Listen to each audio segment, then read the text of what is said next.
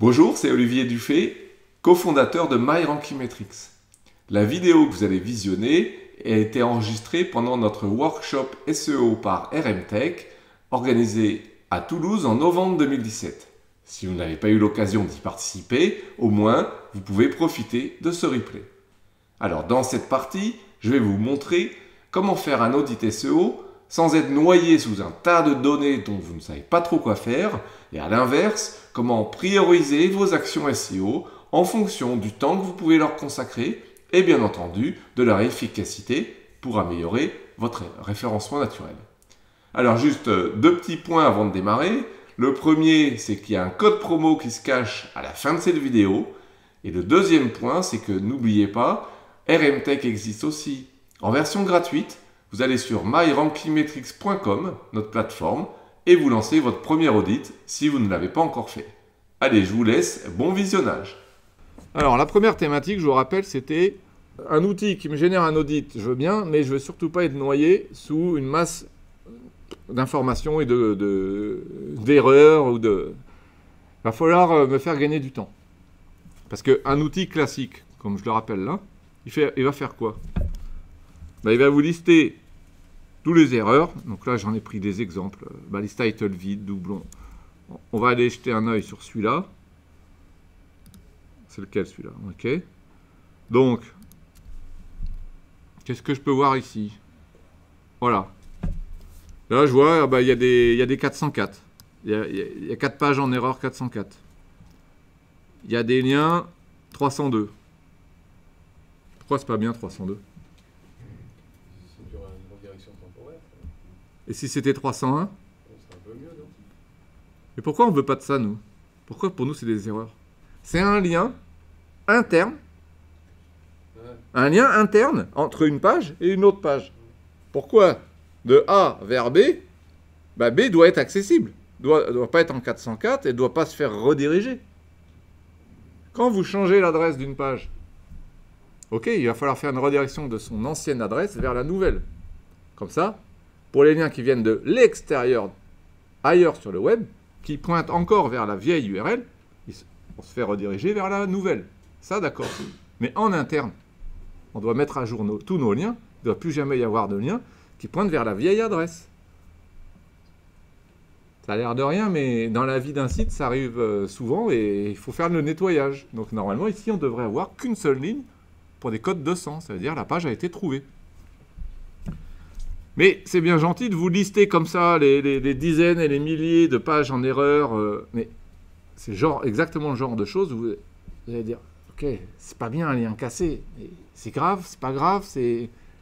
Là-bas, j'ai une balise title qui a seulement 3 mots. Là, j'ai une balise title qui est beaucoup trop longue.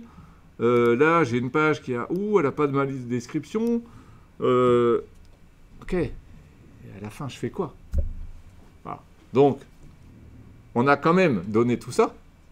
On donne tous les moyens de corriger, mais on a essayé d'aller un cran plus loin pour vous dire, je voudrais gagner du temps.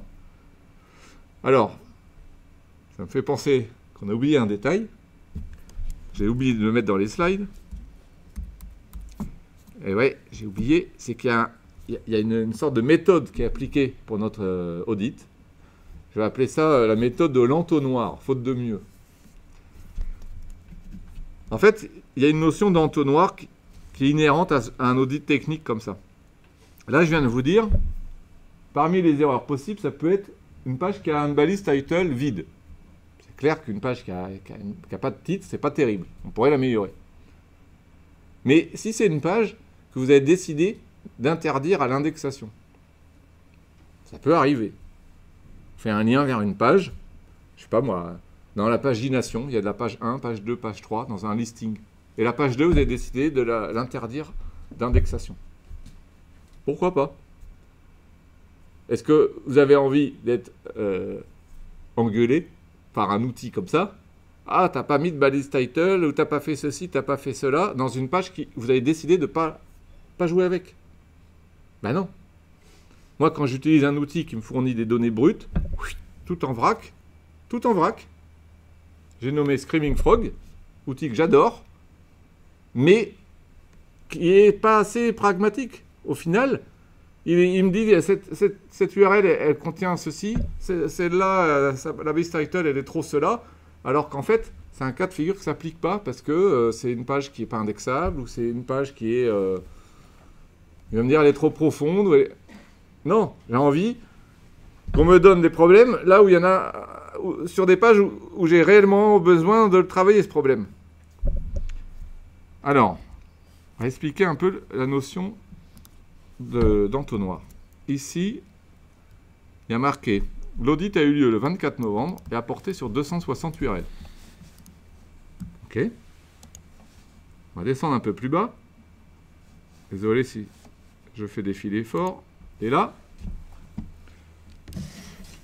il y a écrit, on est allé télécharger ce fichier robot.txt pour faire l'audit. Et en raison de ce robot.txt, il y a 20 URL qu'on n'a pas pu crawler. Même si on a vu des liens internes, follow, verse et URL, on n'est pas allé les crawler parce qu'elles sont interdites dans le robot.txt. Donc, on respecte, comme Google, on respecte. En fait, ça veut dire que pour cet audit, on a connu 280 URL. On en a crawlé 260 et on s'est interdit d'en crawler 20. Donc, il y en a 280 en haut de l'entonnoir. Parmi ces 280, il n'y en a plus que 260 autorisés au crawl. Sur ces 260, il y en a... je vais aller trop vite, là. Ah, c'est là. Au passage, j'ai vu qu'il n'y en a aucune en HTTP. C'est bien. Sur les 260, il n'y en a que 214. Donc, un peu moins. On a perdu un cran, là, dans mon entonnoir. On en a perdu 46. Il n'y en a que 214 qui sont accessibles. C'est qu'avec ces 214-là qu'on a une chance d'être dans Google. Sur ces 214-là, est-ce qu'il n'y a pas des fichiers PDF, des XML ou des images ou je ne sais pas quoi? Donc là, bah dans ce cas-là, non. Elles sont toutes c'est toutes des HTML. Parce que le reste de l'analyse ne porte que sur HTML. Donc là, il y aurait pu avoir encore un filtrage. Sur les 214, il y en a 4 que le Webmaster a décidé d'interdire à l'indexation. Donc sur les 214, au final, il n'y en a plus que 210 qu'on fait indexer. Vous voyez cette histoire d'entonnoir. À partir de ce niveau du rapport, donc on est là, pour les indexabilités, quasiment tout va porter que sur quoi? Bah, les 210. On va pas porter sur les autres. C'est pas la peine d'en parler, les autres. On va pas dire qu'elles sont trop profondes, trop ceci, trop... Non, c'est pas des pages HTML indexables.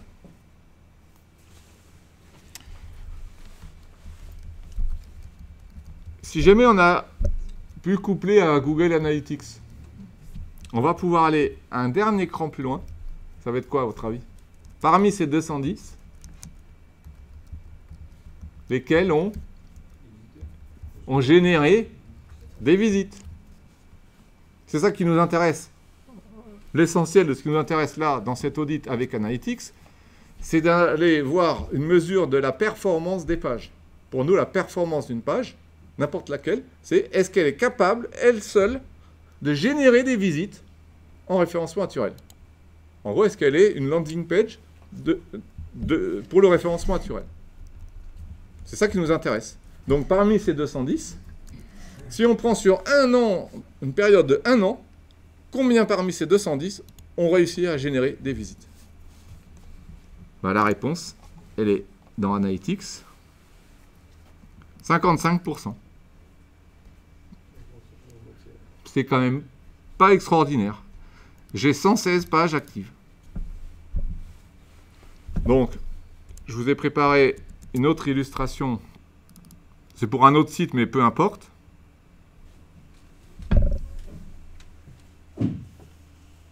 Ici, c'est un site qui avait quoi, 1300 pages.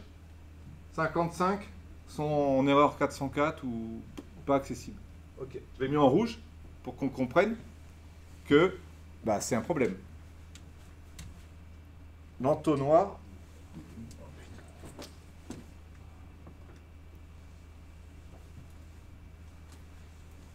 l'entonnoir, il est de là, si vous voulez, jusqu'à ça. C'est-à-dire que il est de ici. Ici, j'en ai 1340 au début. Sur les 1340, bon là, c'était tout autorisé au crawl. J'en ai perdu 5% qui n'étaient pas en code 200. Ensuite, j'en ai perdu très peu. Elles étaient quasiment toutes indexables. Et là, pour ce site audité, il y en avait à peu près 60% actives.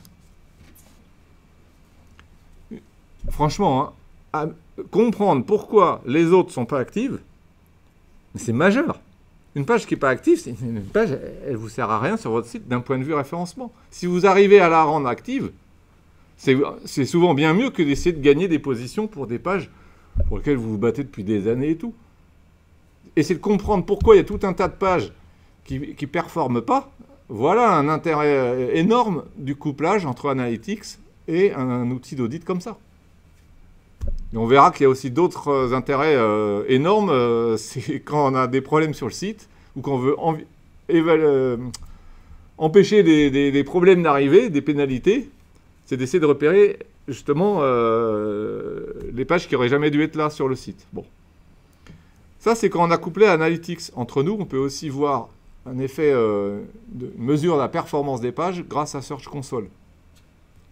Et puis parfois, vous n'avez pas accès à Analytics, mais vous avez à Search Console. Ça dépend des audits. Donc, là, je vous ai pris un autre exemple, où ici, on voit... Alors, pour Search Console, c'est sympa, parce qu'en fait, il y a 3 niveaux. Soit une page, elle a carrément généré des clics, donc des visites. Soit tout à l'inverse, elle n'a jamais été vue dans Search Console. Mais il y a un intermédiaire, c'est elle a été aperçue dans les résultats. Donc il y a eu une impression, comme on dit dans Search Console, mais il n'y a pas eu de clic. En gros, c'est votre page, elle est apparue dans les résultats naturels, mais peut-être trop bas, et peut-être pas assez souvent, et donc pour la période étudiée, personne n'a cliqué dessus. Mais pourquoi c'est quand même sympa d'avoir cette info? Ben, c'est déjà mieux que de ne pas être cliqué, de même pas apparaître, pardon. C'est une page qui a déjà du potentiel. Donc c'est hyper intéressant d'avoir ça aussi comme info. Donc ça, on va s'appuyer dessus aussi. Voilà la notion d'entonnoir. Et donc, nous, on va travailler l'essentiel de l'audit sur les pages indexables. C'est les pages avec lesquelles vous voulez jouer dans Google.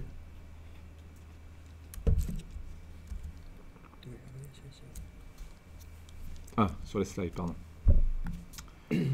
Voilà, donc, comment on va faire pour prioriser quand on a autant de données dans tous les sens?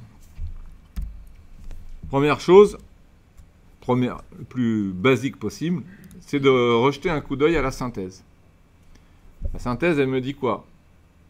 71% des pages ont un score quality risk trop élevé. Trop élevé, on va le voir tout à l'heure. Tout quality risk, c'est un indicateur entre, en gros, 0 et 100. Il faut être à 0. 0, c'est que nous, on n'a trouvé aucun problème sur la page. 100, elle cumule tous les problèmes possibles et imaginables. Voilà. Montre ce qu'il y a dedans. Alors, on va cliquer là pour descendre un peu plus bas. Sans rentrer trop dans les détails, quand même, voyez, on tient compte de quoi? Temps de téléchargement. En gros, est-ce que votre serveur, il a ramé pour donner accès à cette page? Est-ce que la page est trop profonde? Est-ce que le maillage interne vers cette page est optimisé? En gros, est-ce qu'elle reçoit plusieurs liens? Est-ce que les textes des liens qui pointent vers la page sont avec des mots-clés et sont variés? Est-ce qu'elle a une bonne balise title? Balise title unique, pas en doublon? Est-ce qu'elle est ni trop courte ni trop longue? Est-ce qu'elle n'est pas remplie de répétitions de mots? Genre, je sais pas moi... location bateau, louer bateau pas cher, location de super bateau.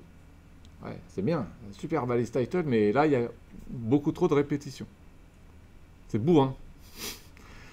Est-ce que la balise métadescription est bien unique? Elle existe? Elle est ni trop courte? Et ni trop courte, pardon. Il n'y a pas forcément de problème avec la longueur.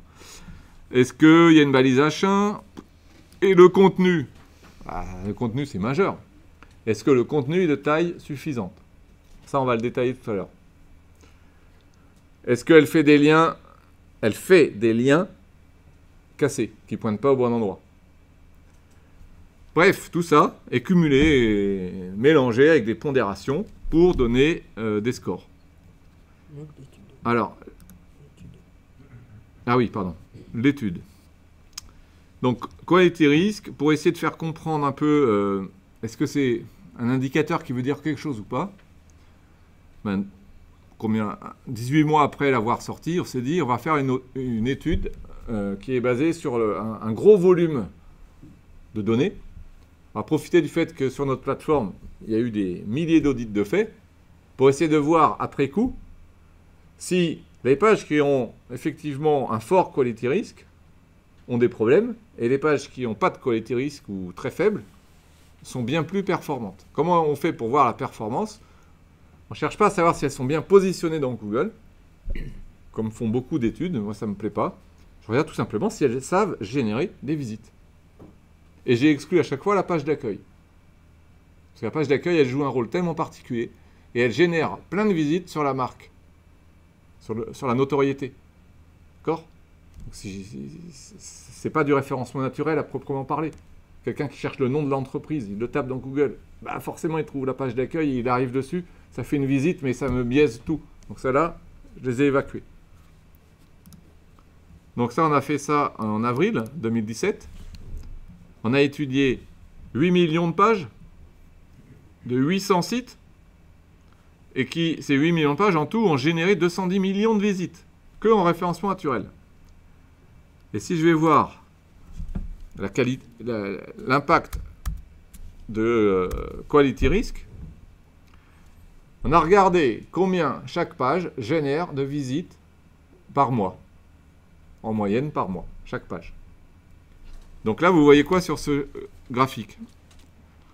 En bleu, c'est les pages qui ont un quality risk pas trop élevé. Soit 0, soit pas trop élevé, genre inférieur à 20. C'est un repère qu'on vous a donné. Essayez de ne pas dépasser 20. Et après, bah, plus ça va, plus c'est des pages qui ont des problèmes. Donc si on résume, les pages à quality risk 0, ça veut dire nous, on n'a pas trouvé de problème intrinsèque sur la page. Vous voyez ici, elles ont généré à peu près, mettons, 150 visites par mois. Chaque page. C'est pas mal, hein, déjà. 150 visites par mois, chaque page, en excluant les pages d'accueil. Et si on va voir celles qui ont un quality risk supérieur à 20, elles génèrent 10 fois moins de visites. Ça donne quand même un peu envie de trouver des pages qui ont un quality risk élevé et de se dire, mais pourquoi est-ce que... Qu'est-ce que je peux corriger sur ces pages? J'aimerais me ramener à réduire les problèmes et ne plus avoir un quality risk élevé. La façon positive de voir les choses, c'est de se dire waouh, quelle belle marge de progression j'ai sur mon site. Non, mais mine de rien, moi je préfère avoir, pour démarrer un nouveau client, quelqu'un qui a plein de problèmes. C'est facile à corriger, surtout si je suis habitué, que quelqu'un qui arrive, il me présente déjà un rapport RMTech à 98 sur 100. Là, je me dis, qu'est-ce que je vais bien pouvoir trouver pour continuer à l'aider? Bon, donc, on peut le voir de différentes façons. Donc, je vous avais dit, on voudrait prioriser les choses. Donc, une première façon de prioriser qui est basique, c'est de regarder tout simplement le code couleur. Bah, le jaune, je le ferai plus tard. Le vert, a priori, tout va bien. Je vais commencer par le rouge. C'est tout à fait possible de faire comme ça. Après, on peut quand même aussi regarder la balise métadescription. Elle est moins importante que la balise title, qui elle-même est moins importante que l'ensemble du contenu. Surtout que nous, quand on parle de contenu, c'est dans la zone principale de la page. C'est quoi la zone principale d'une page? Imaginons que je suis sur un article éditorial, une actu. Eh bien, c'est l'article en lui-même. Ça, c'est la zone principale de ma page. Je ne regarde pas l'entête, je ne regarde pas le pied de page, je ne regarde pas la barre latérale, je ne regarde pas les blocs qui sont un peu autour, genre autre article qui pourrait vous intéresser, etc. Tout ça, c'est des éléments secondaires. C'est pris en compte par Google. Mais il accorde un intérêt particulier à la zone principale. D'ailleurs, l'internaute aussi. Donc, si ici j'ai du rouge sur le contenu, eh ben, c'est la première chose que je vais faire. Je vais là. 62 pages qui n'ont pas de balise H1. C'est quand même bête. Ça fait quand même 30%. Juste rajouter une balise H1, c'est pas dur. Hein. Donc là, j'en déduis tout de suite. Ça vaut le coup. C'est tout à fait prioritaire. Surtout que c'est facile à faire. Très facile. C'est quoi? Bah, on clique là. Hop. H1 absente. Oui, oui, non, oui. Bah, ok. Cette page-là. Pourquoi elle n'a pas de balise H1? Qu'est-ce qui se passe? Elle n'a pas de balise H1. C'est bête. Regardez. H3. On est sur une recette apparemment. Là, il y a plein de H qui n'ont rien à faire là, mais bon. Et il est où le titre? Alors, heureusement qu'il y a un fil d'Ariane qui apparaît clairement, mais sinon, il n'y a pas de titre. Et ici, il me manque en gros, là, recette du duo de foie gras poêlé. Intéressant. Mais il manque un H1. Et puis au passage, ça devrait être plutôt des H2. Donc, je continue. Taille du texte en nombre de mots. Donc, nous, on a fait comme tout le monde à peu près. Le compteur, c'est le nombre de mots. Mais, différence majeure avec un certain nombre d'outils, c'est qu'on ne regarde pas le nombre de mots dans l'ensemble de la page, on essaye de trouver la zone principale de la page. Je vais vous montrer un exemple. Donc là, c'est quoi cet indice entre 0 et 100?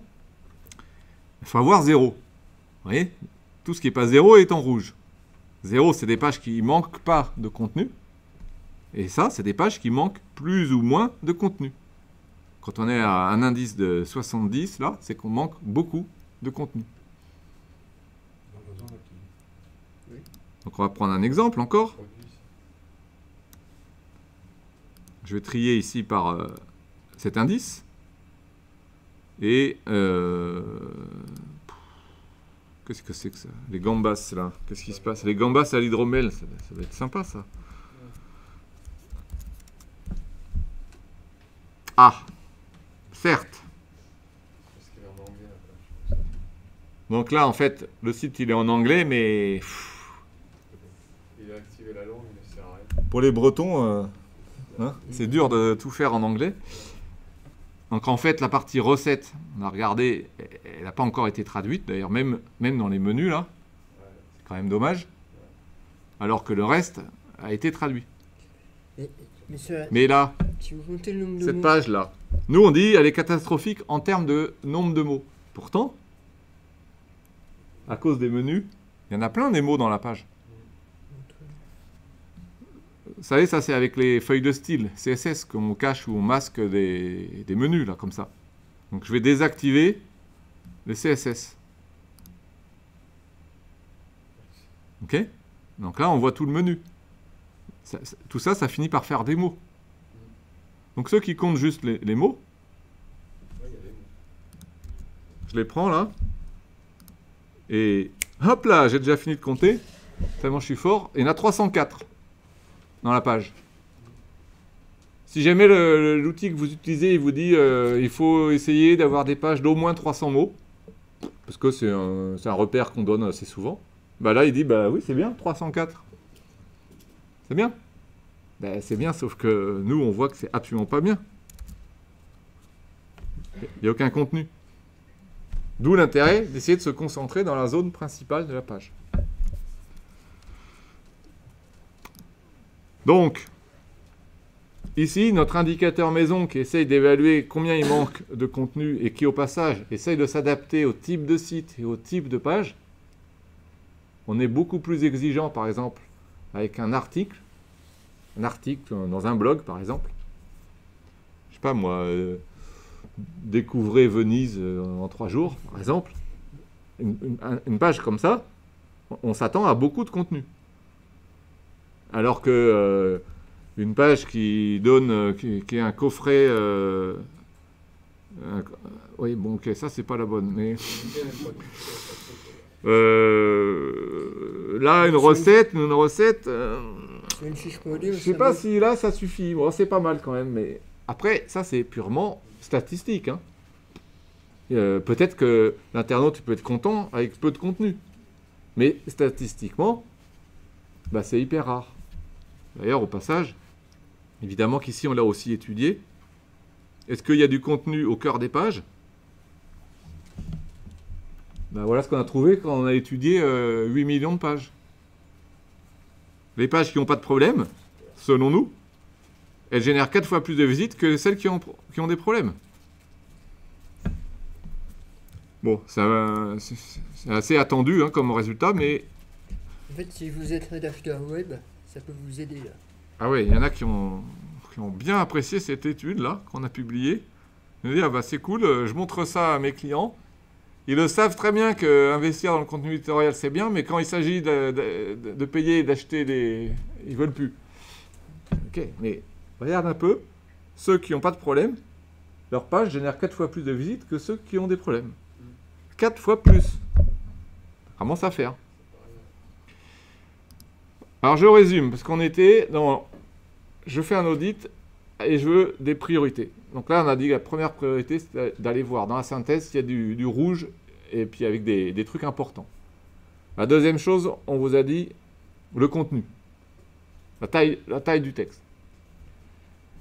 En fait, finalement, aller dans Quality Risk, parce que c'est cet indicateur qui va finalement tout regrouper et qui va vous aider à juger les pages de la pire à celle qui n'a pas de problème.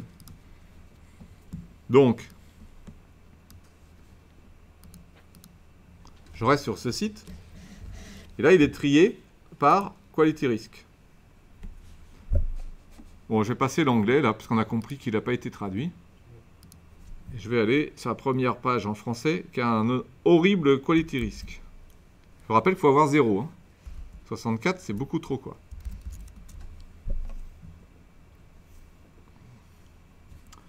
C'est la page, ouais. Voilà, c'est ça que vous aviez aperçu tout à l'heure. C'est quoi le problème, là? Il n'y a pas de photo, pas de... Il n'y a rien. C'est dramatique, là. Enfin, Dramatique. Alors, c'est pas ce qu'on achète. Hein. Typiquement, alors, il n'y a même pas le bouton acheter. Alors, bon. Mais imaginons juste... Imaginons qu'il y ait quand même la photo. Parce que là, ce truc, la photo absente comme ça, C'est dramatique. c'est dramatique. Mais imaginons qu'il y ait la photo et le bouton acheter. Coffret or vide, 3 bouteilles. Et ça parle de quoi? Il n'y a aucun contenu. Donc en fait, là, on a trouvé des tonnes de problèmes dans cette page. On dit que c'est une des pages les pires en termes d'optimisation. Donc qu'est-ce qu'on a trouvé? Bah, tout ce qui est marqué là. Bon, là, vous ne voyez pas, c'est en tout petit, mais contenu de taille insuffisante, trop profonde, elle cumule tout, quoi. Bon. Donc, avant que je vous parle du couplage avec Analytics, si jamais vous n'avez pas pu faire le couplage avec Analytics, finalement, si on résume, la meilleure façon de prioriser les actions, c'est d'aller voir Quality Risk, qui essaye justement de regrouper tous les problèmes qu'on peut trouver dans une page. Et après, vous armez de courage et vous dites, je prends la première, puis la deuxième, puis la troisième, et tout. Et là, il y en a... horrible. Je vous fais le sketch, mais c'est la réalité, c'est le concret, là. Ok, qu'on soit le client final ou le prestataire, ça ne change rien. Il y en a dans tous les sens. Alors, merci RMTech, vous avez priorisé, ok, mais c'est insuffisant.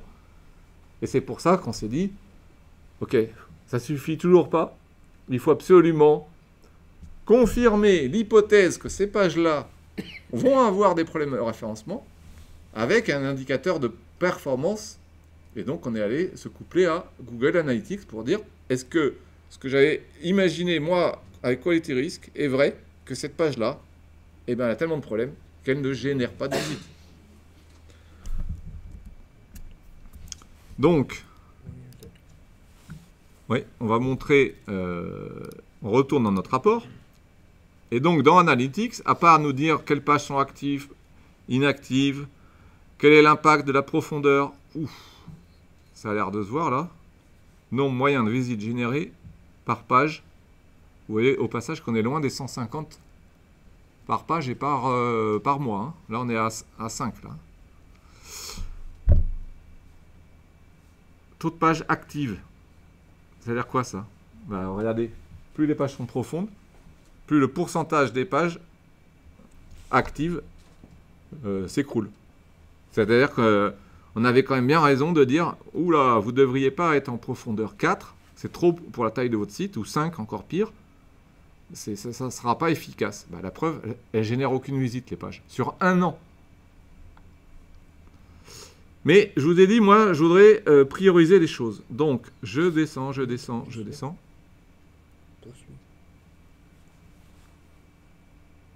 Et j'arrive à pages les plus rentables à travailler en premier. Juste. Fabien me demande de suivre aussi dans les slides. On va voir que le couplage Analytics ou Search Console me donne deux autres listes hyper intéressantes à regarder. Page rentable à travailler en premier. Qu'est-ce que ça veut bien vouloir dire? Vous vous rappelez, tout à l'heure, je vous ai montré le classement par quality risk. On a vu les pages qui ont le plus de problèmes. Qu'est-ce qui vous garantit que si vous prenez la première page qui a le plus de problèmes, vous réglez tous ces problèmes, elle passe à 0 de quality risk, qu'est-ce qui vous garantit qu'elle va générer des visites? Pas grand-chose. Parce qu'elle part de tellement loin que le boulot pour la ramener de 67 de quality risk à 0, il va être fort sans vraiment de garantie que ce soit très rentable. Donc nous, on s'est dit, on va aller essayer de pondérer un peu, de triturer les données là. On va aller regarder les pages qui ont des problèmes, ou disons de la marge de progression, et qui réussissent un petit peu quand même à générer des visites. Donc des pages qui, ouais, elles génèrent quand même quelques visites, mais on sait très bien qu'elles pourraient en générer bien plus si on levait les freins. Dit différemment, c'est des pages que Google aime déjà un peu. Voilà. Il suffit de les bichonner pour que ça décolle. Donc le temps passé par rapport au gain espéré, il est gigantesque. C'est ça l'idée. Si je reviens sur celle-là, la page là qui avait beaucoup de problèmes. Bon, celle-là, elle avait quasiment pas de contenu, donc entre nous, elle a quasiment mais aucune chance de sortir dans Google. Mais on ne sait jamais. Si on est sur une niche, parce que bon, les gambas à l'hydromel, c'est pas tous les jours qu'on fait ça, ok? Peut-être qu'elle peut quand même déjà faire. Il peut peut-être y avoir, selon les, je sais pas, selon le contenu éditorial qui est dedans, là, dans une des lignes là, peut-être qu'il y en a une qui est rentable à travailler, parce que en fait, elle a utilisé des mots qui sont rares sur le web. Et quand les gens s'intéressent à ça, poum, elle sort, malgré qu'elle ait plein de problèmes. Ben, c'est ça qu'on veut chercher. On veut dénicher ça, nous. Voilà. Donc, on va enlever ça. Voilà, je voulais. Et pages les plus rentables à travailler en premier. On télécharge l'annexe. Si j'y arrive. Voilà. Et on va regarder ce qu'il nous raconte. Ah, tiens. Là, il nous propose la page d'accueil en français. Donc, souvent, nos indices, c'est soit entre 0 et 100, soit entre 0 et 1000, quand on veut plus de précision. Donc là, on a choisi 1000. On voit que la page d'accueil, c'est celle qu'il faut continuer d'améliorer, en fait. Enfin, continuer d'améliorer. Hein? On a quand même trouvé tout ça comme problème. Hein? On va y jeter juste un coup d'œil. Donc cette page, c'est quoi son problème?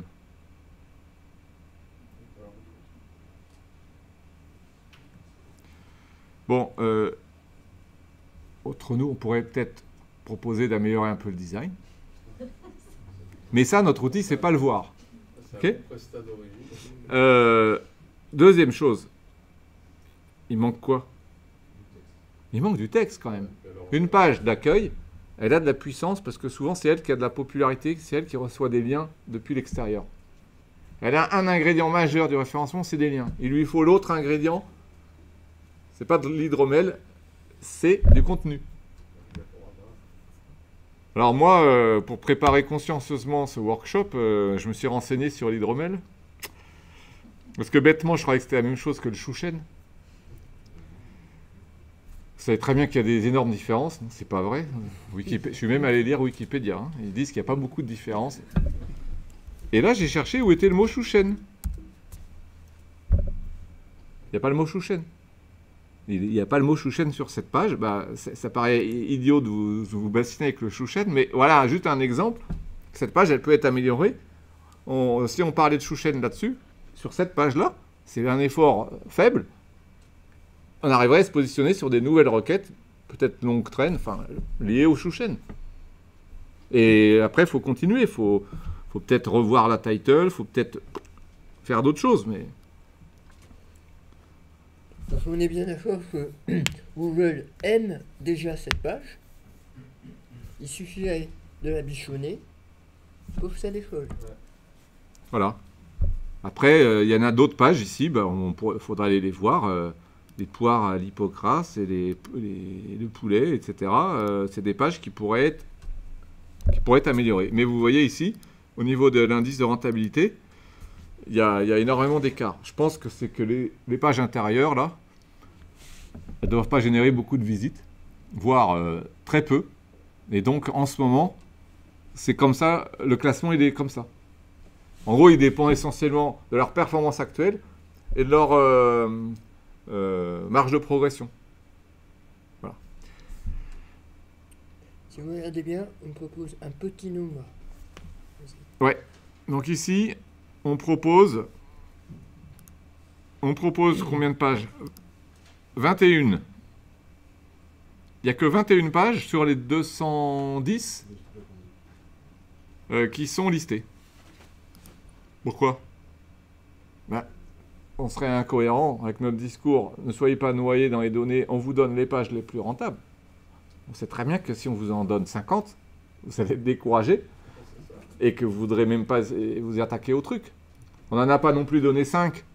Parce que si dans les 5 premières, vous dites celle-là, ils n'auraient pas dû la choisir, celle-là, je l'ai déjà travaillé à fond, celle-là, j'ai pas envie. Là, il y a un peu de choix. Et puis, au passage, regardez la ligne 12, là. Il y a écrit quoi, là? Continuez à travailler. En gros, on n'a pas su trouver de problème. Mais pourquoi on la met quand même là? Bah, c'est parce qu'elle génère déjà des visites. Et on sait qu'on ne peut pas trouver toutes les idées possibles. Rien que par l'éditorial, par l'expérience utilisateur, par les backlinks, vous allez trouver, vous, d'autres moyens d'améliorer la page. Mais elle est en position, c'est la 11e des pages. Elle est déjà pas mal. Le but, c'est aussi de vous montrer quand ça va bien. C'est aussi de vous montrer, la première fois que j'ai fait l'audit, j'ai eu qu'une page avec continuer à améliorer par d'autres aspects, genre richesse, mise à jour du contenu, expérience utilisateur et tout et tout. Et puis, au fur et à mesure que j'améliore mon site, bah, je vois que peut-être qu'ici, j'aurai d'autres continuer, parce que tout simplement, bah, j'aurai réglé les problèmes qui sont marqués là, pour les autres. Donc ça, c'est basé sur Quality Risk et Analytics. On a rajouté donc en septembre 2017 le couplage avec Search Console. Donc avec Search Console, on peut faire pas mal de choses. On peut faire pas mal de choses. Au passage, 15% n'ont généré ni clic ni impression, 50% aucune impression. Bon, c'est que sur 90 jours. Donc là, on vous donne toutes ces métriques. Voilà. Vous avez plein de données dans l'annexe conclusion. Pour vous montrer une idée de ce qu'on peut faire avec ce genre d'informations, eh bien, on a fait un algo qui essaye de voir quelle page est tout juste en page 2 de Google et pourrait, avec un tout petit coup de boost, là, passer en page 1. Je vous montre. Je retourne sur l'annexe conclusion. L'annexe conclusion, on a par ici, non, on va diminuer un peu le zoom, la position moyenne. On va trier par position moyenne. Bon, on va faire comment? On va faire comme ça. Et là, on va figer les volets. Et voilà, position moyenne. C'est-à-dire, en moyenne, sur les 90 jours étudiés, selon Search Console, la page, sur toutes les fois où elle est apparue, elle était en position, ici, 6,3, etc. Si on va regarder les pages qui sont par là. Celle-là, là. Elle est en position moyenne 10,7. Donc, un peu trop souvent, elle est en page 2. Parfois, elle est en page 1. Et pourtant, en nombre d'impressions, elle est à 500 et quelques. Par rapport aux autres, je ne dis pas que 500 c'est énorme. Par rapport aux autres de ce site, c'est pas si mal. Regardez. Ok? Celle-là, c'est carrément sûr. Elle va sortir haut dans notre classement qui dit « Je vais vous dénicher les meilleures pages de votre site sur lesquelles vous devez juste faire une petite amélioration. Parfois, c'est juste lui faire un peu plus de liens pour qu'elle soit moins profonde. Parfois, c'est revoir un peu son titre ou son contenu, etc. Pas beaucoup, pas des gros efforts, juste pour essayer de gagner juste, allez, une position moyenne à peu près. Bah, c'est pareil. En fait, on se base sur la marge de progression possible. C'est quality risk. Et sur la performance actuelle, en nombre d'impressions, et sur d'où on part. Si on part en position moyenne 11 ou en position moyenne 19, c'est pas pareil. Si on est en position moyenne 19, on a quand même plus de chemin à faire. Donc, ça donne quoi?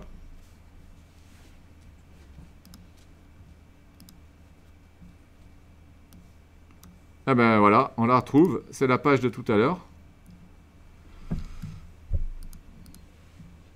Carthagène, machin truc. Indice 1000. Celle-là, elle a 538 impressions, seulement 19 clics. Position moyenne 10,7. Elle n'a pas tant de problèmes que ça de taille de contenu, 12. Celle-là, 41 par exemple. Celle-là, c'est encore une recette, je crois.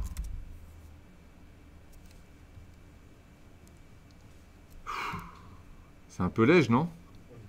Hein? Ceci dit, si je tape ça dans Google, longe de porc rôti à l'hypocrate, peut-être qu'elle sera première. Mais sur le principe, je vous montre une méthode là, ok? Nous, on est allé vous dénicher des trucs. Alors, il y a des fois, j'ai envie de dire, ça paraît dur à croire, quoi. Pourquoi cette page-là, Carthagène du Languedoc, ils nous disent, celle-là, pourquoi ils nous disent qu'elle est candidate à gagner un peu? Voilà, elle n'est pas si mal, mais qu'est-ce qu'on pourrait lui trouver? Bah, on va essayer de... Les internautes qui se trompent avec la ville tunisienne de Carthagène. C'est vrai, mais là, pour l'instant, c'est surtout qu'elle est un peu trop souvent en page 2. Donc, il faut lui donner des coups de boost. Un petit bon backlink, ça serait cool. Ou alors, on peut regarder quelle est sa profondeur et tout. Dans l'annexe conclusion, vous avez tous les détails, de toute façon. Il y a tous les problèmes qu'on a trouvés sur cette page. Donc, vous savez ce qu'il faut lui faire. Après, si de l'extérieur, il y a un copain à Carthagène qui peut lui faire un backlink, c'est clair que ça va la booster. Et elle va peut-être définitivement être en page 1. Ça aide à cibler et à prioriser les choses. Bon, je reviens sur mes slides et je crois que j'ai fini la plus grosse partie. C'était quel est l'intérêt d'avoir des priorités dans un rapport d'audit pour ne pas être noyé sous les données. Merci d'avoir visionné ce replay. J'espère que cette vidéo vous a plu. En cadeau, voici comme promis un code promo qui double automatiquement les crédits que vous achèterez. Indiquez ce code dans votre panier d'achat. Attention, il ne reste plus que 6 jours Profitez de cette offre dès maintenant et utilisez ensuite les crédits à votre rythme. Ils sont valables 1 an. Rendez-vous sur myrankingmetrics.com.